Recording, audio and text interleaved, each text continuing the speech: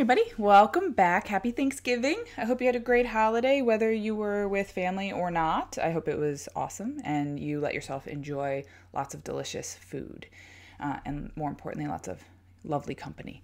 But that is actually what I want to talk to you about today is food. Specifically, I want to talk about the USDA Dietary Guidelines, and I want to go through and debunk some of them because they are ancient and they are really rooted in non-science. There's a lot of special interest group reasons behind them in terms of why they were developed, and we're going to talk about that. So I got a few things I want to get through today. It's a lot of information. I want to make sure it's accurate. So again, I have my notes over to the side. So if you see me kind of looking over here every now and then, that's why. I want to make sure I'm not missing anything. There's a lot of stuff. Most of it's in my brain, but if I just ramble, it'll be unorganized. So I'm trying to keep myself somewhat organized here. All right, so what we're going to start with is just talk about the guidelines in general. So, I mean, most Americans think that dietary guidelines are based on nutritional science, but what if the guidelines weren't designed around human biology, but rather around agricultural economics? So what if the advice we've been getting for 50 years, which is to avoid fat, load up on grains, and use vegetable oils, was actually biased, outdated, and in many cases debunked science? So we're going to talk about it. So we're going to get into the origins problem. The guidelines were built on flawed data. They really were. So much of the early evidence that was driving the low-fat, high-carb and recommendations came from a very famous study called the 7 Countries Study, which was done by Ansel Keys in the 1950s. So if you know anything about nutritional science and dietary guidelines, you've probably heard of Ansel Keys and this study. And so what it is that the problem with this study was that Ansel Keys basically went around and cherry-picked nations that supported his hypothesis. His hypothesis was that dietary fat equals heart disease. Dietary fat is bad, it will cause you to have a heart attack. And he essentially went around and found countries where he felt like this data was true and used that data for his study. So biased from the beginning, right? He basically ignored countries where high fat intake did not contribute to heart disease, which is in places like France, Switzerland, West Germany. And it was all observational. So that means that it all showed correlation, not causation. All right, so that's a big flaw in that study that was done. So how my sources explain this. So I have a few books that I'm going to recommend that if you are very into diet, nutrition, biohacking, using food as medicine, trying to use food to reverse DNA damage, I got some good books for you, okay? The first one, it's called Eat the Yolks. It's written by a woman named Liz Wolfe, the wife of Rob Wolfe, who's very kind of prominent in the nutrition and CrossFit community. So she is a nutritionist, and she writes about how the fear of fat came from political momentum and not actual biological truth. So she goes into a really big in-depth detail. She talks a lot about the dietary guidelines, why they're wrong. So if you are really interested in this, I highly recommend that book. It's a great explanation of the different kinds of fats and why some are good for you, some are bad for you, but it's often not the ones you think. And it's opposite. There's a lot of things that are different from what we've traditionally been told in terms of common dietary guidelines. So highly recommend that. Another one, Deep Nutrition by Catherine Shanahan.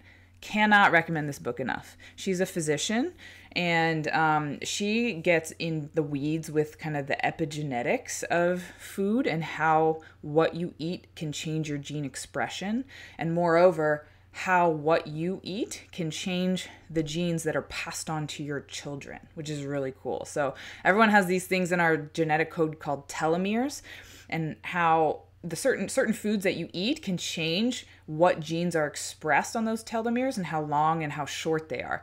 And it's very interesting. She goes way in the weeds in it. I'm not going to go way in the weeds in it now, but there's a lot of studies she talks about. Over time, you can see those telomeres break down, and the way the genes are expressed are altered over time depending on how you eat, which if you're eating a lot of high sugar, highly processed, highly free radical in producing foods, it degrades your DNA and it degrades your gene expression, and it actually will then also produce offspring who have degraded versions of your DNA. And if they continue to eat the same way you have eaten, it then degrades their offspring's DNA. So it basically can cause a multi-generational downstream effect of degraded DNA over time.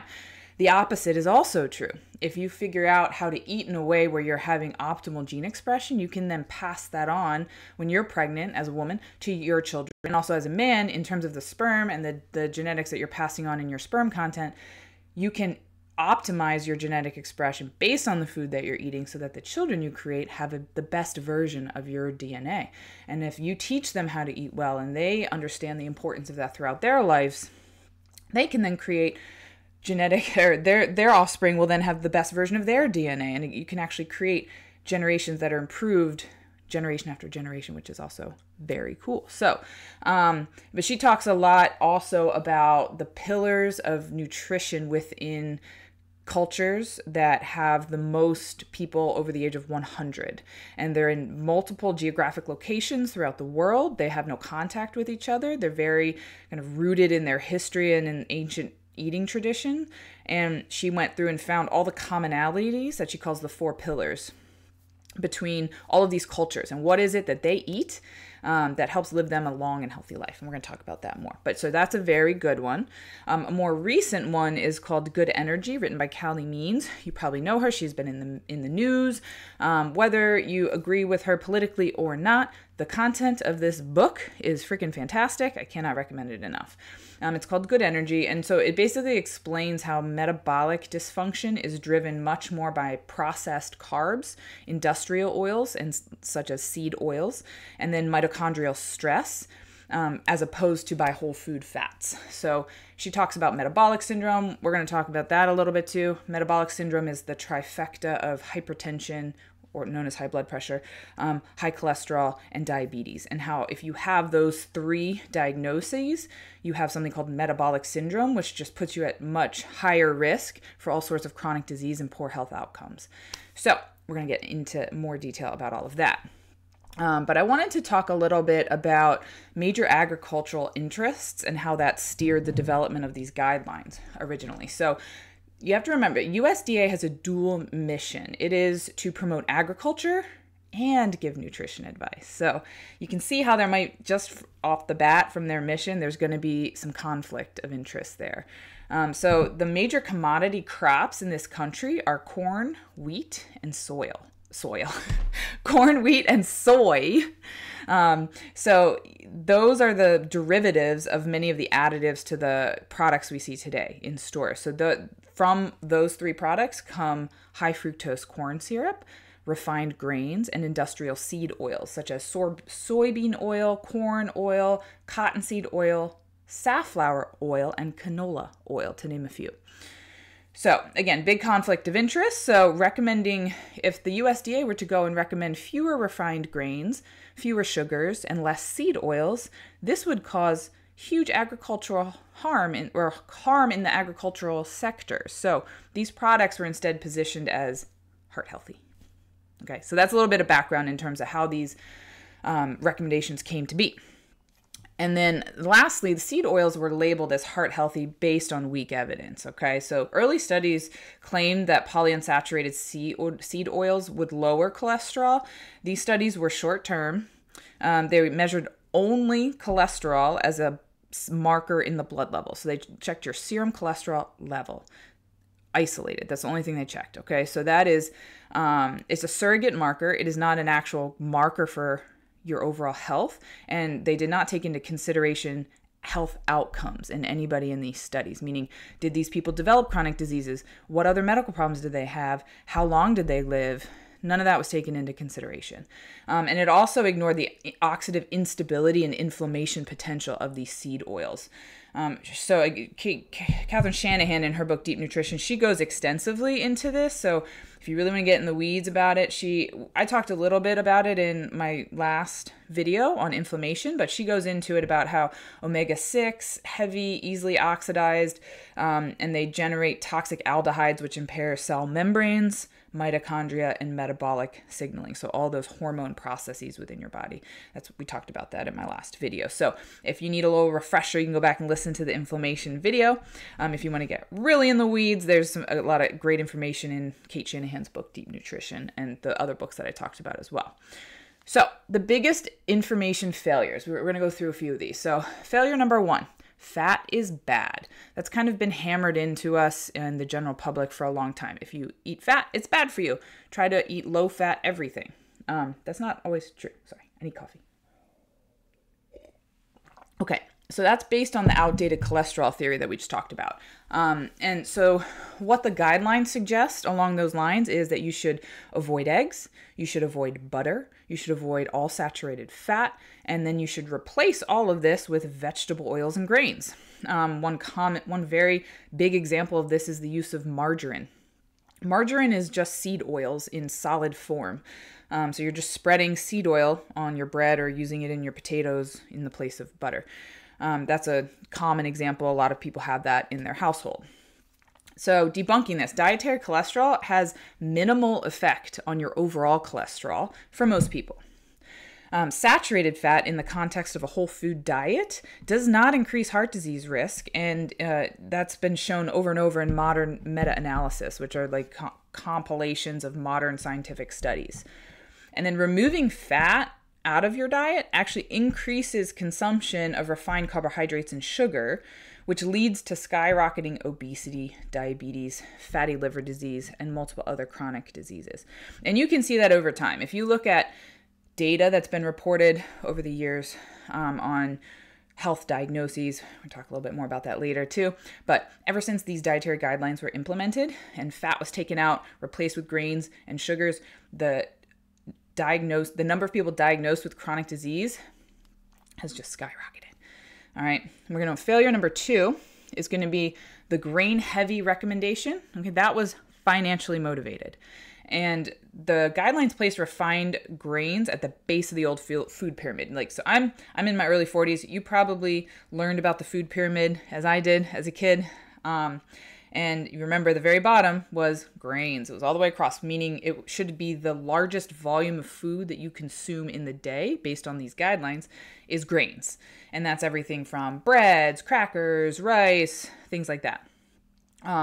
The problem with that is that refined grains spike your glucose and spike your insulin. They have low nutritional density, and especially if you compare it to whole foods. And the rise of high fructose corn syrup that came from corn that's been promoted by agricultural industry has paralleled the rise in obesity and metabolic disease. So again, there's this term called glycemic variability. The idea is that if you have a nice stable or some mostly stable glucose level throughout the day, maybe little fluctuations here and there, you're going to have a much more healthier overall body and less propensity for chronic disease compared to someone who has huge spikes and huge falls in their glucose and their insulin levels throughout the day. And those huge spikes and huge falls come from taking in large volumes of sugar and refined grain. So that glycemic variability is a root cause of metabolic dysfunction, and that's something that the guidelines do not address at all. So failure number 3, seed oils. They were wrongly promoted as heart healthy. So soybean oil alone accounts for a massive percentage of American fat intake today. It's in everything. If you ever take the time to go look at a nutritional label, and you absolutely should with anything that you're buying in a store, especially if it's a packaged item, you're going to see some sort of seed oil in the large majority of things that you purchase. Soybean oil in particular, but canola oils in there, cottonseed oil, rapeseed oil, all kinds of things, different sorts of oils like that. And so the problem with that is that these are very high in omega-6 linoleic acid. And if you remember from last video, that puts you down that pathway where you're creating that arachidonic acid, which is that pro-inflammatory cytokine that recruits all sorts of inflammation through multiple organ systems in your body and is going to promote development of chronic disease and all kinds of problems, chronic pain, joint pains, things like that over time. Okay, it's easily oxidized, so it generates free radicals, which are harmful to your cell linings, your cell membranes, your blood vessel walls, your arterial walls. They also accumulate in cell membranes and mitochondria, which causes them not to function properly. They raise your inflammation, like we just talked about. And then they're associated with metabolic dysfunction in multiple different studies that have been done both in recent and not so recent years. So there's studies before these guidelines even came out that show that these were not healthy for humans from a metabolic standpoint, but those were essentially ignored. So Kate Shanahan in her book actually describes seed oils as one of the things she calls the hateful eight. And because of their role in damaging things like collagen, skin, arteries, and your insulin signaling. So I just want to take a quick sidebar here. Collagen is in everything in our bodies. It's in our skin, teeth, hair, nails, joints, muscles, tissues, the artery lining. So that's real important because the artery linings in your blood vessels in your heart, in your brain, arms, legs, chest, everywhere, if they get inflamed and they get damaged, they then get calcified and then plaque builds up. And then that's when you start being at risk of things like heart attack and stroke and lots of other horrible medical problems like that. When the collagen is oxidized by things like free radicals, which come from things like omega-6 fatty acids and vegetable oils, those are going to increase the chance of you developing all of those sorts of chronic diseases. So that's just another kind of link to those chronic medical problems. Okay, so what happened to American health because of these dietary guidelines? So this is where it gets interesting. So the rise in chronic disease mirrors the adoption of these guidelines. Again, from about the late 1970s, 1977 is when it kind of officially came out. 1980s is when it was really widespread adoption and promotion in terms of this is how you should eat. And since that happened, obesity has tripled. Type 2 diabetes has skyrocketed across all populations, including children. So it used to be that it would be very rare to see a kid with diabetes. And typically that was going to be a type 1 diabetic, which is an inflammatory autoimmune disease. Type 2 is more from metabolic dysfunction, meaning because of chronic spikes in insulin over time, you develop insulin resistance. And then your pancreas stops working, stops producing insulin. And then you now need to take medication to allow your body to absorb glucose.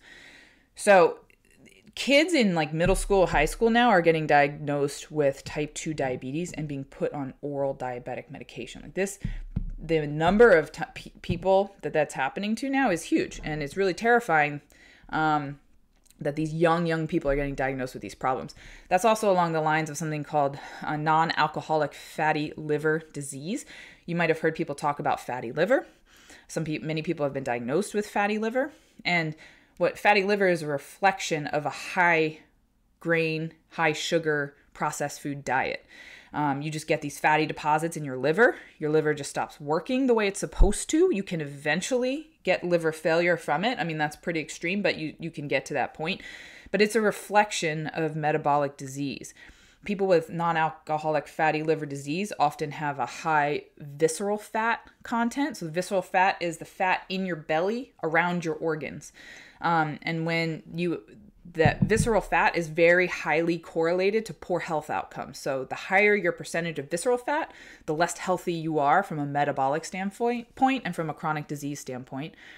So that is becoming a very common diagnosis, the fatty liver disease now in children. And a lot of that comes back to the high sugar, high refined grains and the seed oils. Metabolic syndrome, we talked about the trifecta: high blood pressure, high cholesterol, diabetes. That has become the norm now in the adult population in the United States. It's less common for an adult to not have metabolic syndrome than it is for an adult to have it. Seed oil consumption, that has gone up over 1,000%.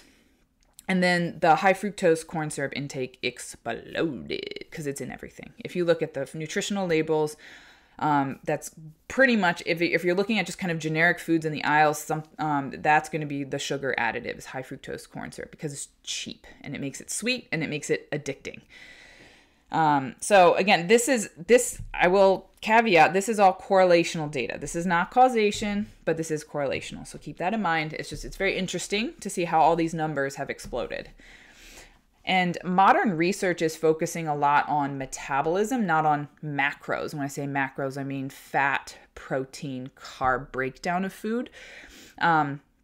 So metabolism is important because how your hormones and your body is functioning, it affects everything. It affects your mitochondrial efficiency, how your immune system is signaling, your hormone regulation, oxidative stress, and then most importantly, your aging trajectories. How long are you going to live and what kind of quality of life are you going to have? All of that can be affected by the food and the drink that you put in your mouth. And it's pretty crazy that as a doctor, I learned zero of this in medical school. Anything I know about health and nutrition, nutrition and diet, I've learned on my own. I've had friends who've given me really great resources. My journey with like my dad's health journey, like he and I talk a lot about this sort of stuff, find all kinds of cool information all the time. But the cool thing about this is do not despair. There's a lot you can do, okay? You don't have to give in. You don't have to accept if you have metabolic syndrome and you have chronic disease, you don't have to accept that that's just the norm and you're just going to have to take medicine forever, because that's not true. You can make changes. You can reverse some of these diseases. You can get off medications, and you can do a lot of it just by changing how you eat. Okay, so what should you do instead? So this is everything I'm about to talk about is all supported by metabolic and ancestral nutritional perspective. So what is best for your metabolism? What kind of food and drink should you take in so your metabolism will function at its best? And then also using historical data for these ancient populations that have many members that live to over 100. How do they eat? We're going to talk about that. So some better options. Replace seed oils with stable natural fats. So what do I mean? Instead of canola oil, other vegetable oils, use things like olive oil, avocado oil, butter, ghee. Ghee is also known as clarified butter, coconut oil, and then animal fats from pasture-raised sources, so such as lard and tallow. I'm going to pause here for a second because you probably hear things like lard, tallow, butter, like, I've been told it's bad. It depends on the source, okay? And another sidebar, it does not matter what diet you adhere to, whether it is vegetarian, vegan, carnivore, gluten-free, whole food diet, paleo, whatever. Whatever you're eating, the sourcing of the food is the most important thing, okay? So if you're eating meat and fish, it needs to be grass-fed, pasture-raised, hormone-free, organic protein. And with fish, it needs to be wild caught.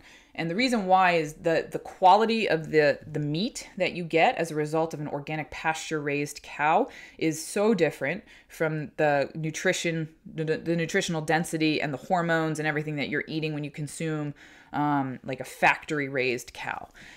The same thing can be said about fish. So if you're going to eat fish and seafood, it needs to be wild caught. Do not eat farm-raised seafood. If you want to do a little experiment, go to the grocery store, go to your seafood aisle, and take a look at the salmon fillets that are out there. Most places are going to have a wild-caught salmon option out, and they're going to have a farm-raised salmon option out. And take a look at the color of the salmon fillets there. The wild-caught is this like beautiful orange, vibrant coral color, and then the farm-raised is this kind of pale, pinky orangey looking discolored flesh. Okay, and the reason why is that a lot of those farm raised salmon are actually injected with dye so that they look pink, so they look more like the natural wild caught counterpart. Most farm raised salmon don't have any sort of natural pink hue at all, and that's because of the diet that they're getting, the nutritions that they're receiving. It's just not adequate, and it's not the same to something that's caught in the wild. So just keep that in mind when it comes to any meat that you're consuming or fish or produce. You go organic. And then everything else, it's pasture raised, it's grass fed, it's wild caught, hormone free. Lately with this latest product that's come out called Appeal, it's like a Bill Gates product that came out. It's supposed to be some waxy preservative thing that's sprayed on produce to extend the shelf life of produce. Make sure it's Appeal free too. It's called Appeal, A-P-E-E-L. Appeal free. You don't want that on your food, okay? So getting back now to the fats. Why are these fats better than the seed oils. Okay, so they are more heat stable, they are less prone to oxidation, they support cell membrane integrity, and then they also provide fat soluble vitamins, which are vitamins A, D, E, and K12. I'm sorry, K2. And then I just talked about this, but eat whole unprocessed food. So this is number one, you change your oils from seed oils to better natural fats. Okay. Number two, eat whole unprocessed foods. So prioritize your fruits and vegetables, making sure your meats and your eggs, we didn't talk about eggs yet, but eggs are free range, cage free, pasture raised chickens that are producing the eggs that you're eating. The seafood, nuts and seeds. So nuts and seeds are a great fat source. You got to be careful. You can't eat a lot of them because they are very fat dense. But if you want an alternative fat source, they are a great option. Again, you just got to make sure you know how they're sourced. And then fermented foods. That's a big one. That's one of Catherine Shanahan's 4 pillars of longevity is fermented foods. So that's things like kefir, kombucha, kimchi. There's so many nutrients in fermented foods. And then tubers and sweet potatoes. So instead of doing something that's high refined grains like white rice, doing something instead like a sweet potato. Sorry, my dog's barking. Sweet potato is going to give you, it's a much more complicated carbohydrate, and it's going to give you a lot more nutrition and then sustained energy as well compared to a refined grain. Sorry. Lower high glycemic load and ultra processed carbs. Okay. So again, you want to reduce those refined grains, eliminate high fructose corn syrup and sugary beverages, and then choosing whole food carbs instead. So whole food carbs, meaning fruits and tuber vegetables like sweet potatoes. As if you are someone who is about to embark on a health journey and you want to make radical changes to your diet and how you eat, I just want to caution you with, you should absolutely do it, but just be careful. You don't want to do too much all at once. Because if you go out, like if you're like me, I'm someone, if I decide I'm going to do something, I'm committed, I'm 100%. And then I get really overwhelmed because it's too much too fast. So if I could say, if you're going to make one change to your diet that could have huge impacts, it would be getting rid of extra added sugar and high fructose corn syrup and things like sugary beverages. So if you want to make incremental slow change over time, I would highly recommend starting with that. Start reading nutrition labels when you're at the store. Cut out anything that's got added sugar, the high fructose corn syrup. Don't consume a sugar sweetened beverage. Give yourself a few weeks of that, and I guarantee you're going to feel better. You're going to notice probably less bloating. You're going to have more energy. And then you can start doing other things like, okay, I'm feeling pretty good with that. Maybe next I'm going to cut out these vegetable oils, and then you can kind of slowly pursue that. And I think you'll find like over time, you're going to pretty quickly start to feel better, and you're going to feel a lot more motivated to keep those small changes going. And eventually those are going to steamroll into bigger changes and longer lasting just food habit changes that you'll carry with you for a long time. All right, so then allow natural fat to make a comeback. Okay, fat is good. Okay, everybody needs fat. If you don't consume dietary fat, you're actually harming your body. Fat supports hormone production. Your body cannot physically make hormones without dietary fat. So things like estrogen, progesterone, testosterone, thyroid, neurotransmitters in your brain. You need fat for all of that. And then, so brain function, mitochondrial energy, food satiety. So if you're not consuming fat, the food you eat does not really fill you up the way it should, and you're going to eat more. And then fat soluble vitamin absorption. If you're not eating dietary fat, there's a lot of fats that require the combination of fat in your gut and your intestines, its presence there for your body to be able to absorb it. And if you're not taking in fat, you don't absorb those vitamins. Doesn't matter how much of them you take as a supplement, your body won't absorb them. All right, and now focusing on protein quality. So you got to make sure you're taking in high quality protein foods. So eggs, meat, fish, dairy if tolerated. I personally can't do cow's protein. And the reason why this is important is it supports muscle preservation, especially in my perimenopausal and postmenopausal women. I got a lot of friends that are vegetarians and vegans, and I love you guys, but you need more high quality protein intake to support good muscle development and preservation over time. High quality protein also goes along with longevity, an improved metabolism, and mitochondrial health. Protein was never meant to be a tiny slice of the plate. And I'm not saying you need to go crazy and just eat protein all the time. Some people are very big proponents of carnivore diet. If that's you, that's great. You do you.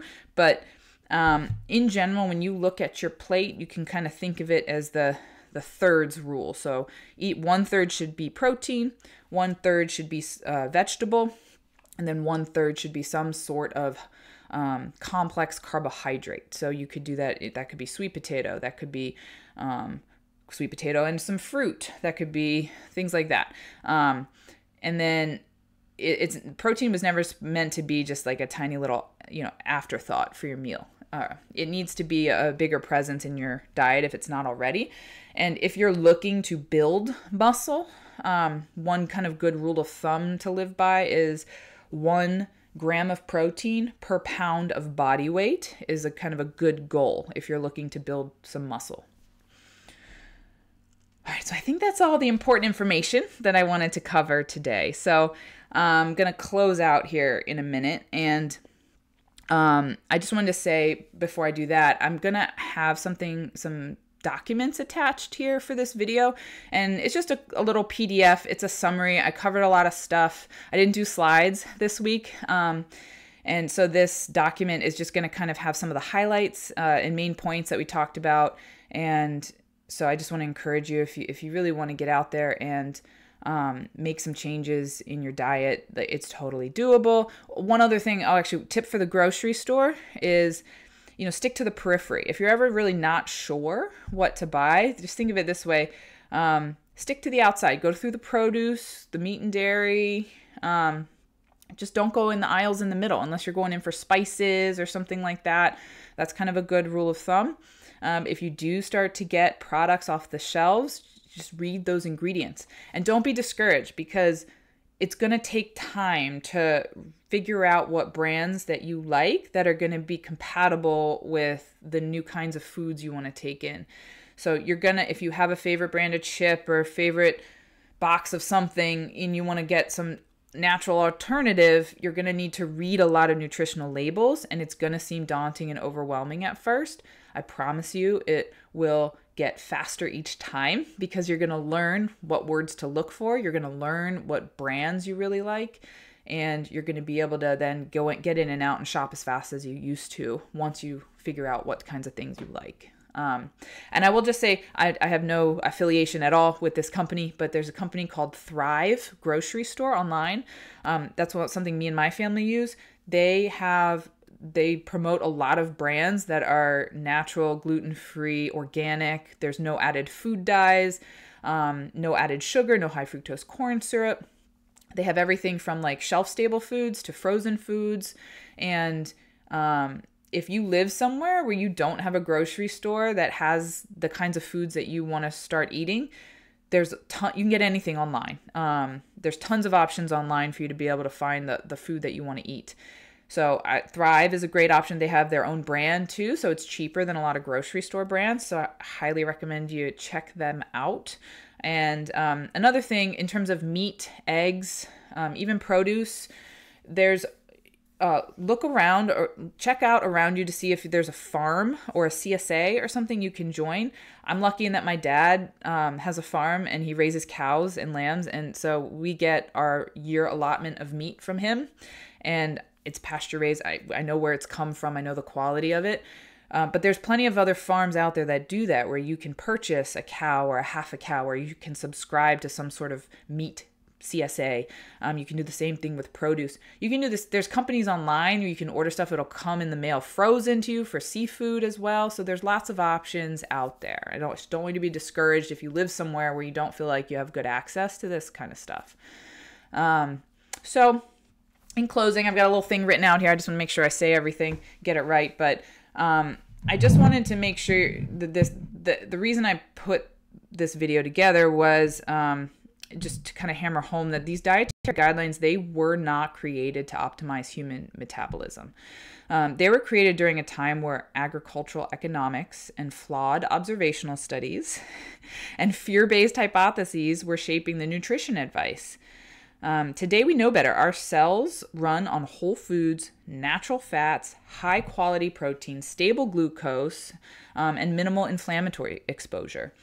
If you want better energy, if you want better metabolism, if you want better longevity, it starts with stepping outside of these outdated guidelines and feeding your body the way it was biologically designed to thrive. Okay, so again, I'm going to attach some information here for you. You'll see them below the video. Hopefully it's helpful. I hope you enjoyed this video. Please leave me a comment. Let me know if this was helpful to you, if you want more things along these lines. I actually was planning on doing a video sometime soon of a don't eat this, eat this instead. So like my family and I, nobody's perfect. Everybody wants a little food indulgence every now and then. So when chips, candy, sweets, things like that, packaged goods. So I was going to do a little video of like, if you want chips, don't eat this instead. If you want M&Ms, don't eat this instead. So hopefully if that's something you're interested in, just let me know. I'd be happy to put something like that together. Anyway, I hope you have a good rest of your day. I hope this information helps you the next time you go to the grocery store. And let me know if you want more information from me. Okay? Take care. Bye.